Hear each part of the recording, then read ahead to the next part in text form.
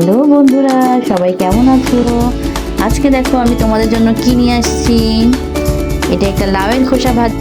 আমি এখানে পেঁয়াজ, কাঁচা ঝাল এবং চিংড়ি মাছ নিয়ে আর এখানে নিয়েছি কিছু লাউয়ের খোসা কুচি করে, যেটা আমি আজকে ভাজি করব এবং তোমাদের দেখাবো। আমি প্রথমে কড়াইতে তেল দিলাম এবং পেঁয়াজ, কাঁচা ঝাল দিয়ে দিলাম, চিংড়ি মাছও দিয়ে দিলাম।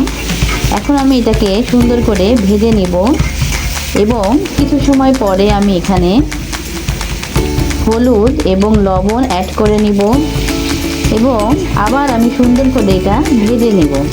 তোমরা দেখতে পাচ্ছ আমি এটা সুন্দর করে ভেজে নিচ্ছি। লাউয়ের খোসা ভাজিটা একটা অন্যরকম, সবাই আবার এই খাবারটা খায় না, কিন্তু আমার অনেক পছন্দ। এবার আমি লাউয়ের খোসাগুলো ভাজির মধ্যে দিয়ে দিলাম।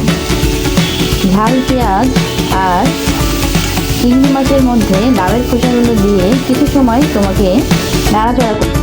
দেখতে পাচ্ছ বন্ধুরা, আমার লাউয়ের খোসা ভাজি হয়েছে কত সুন্দর।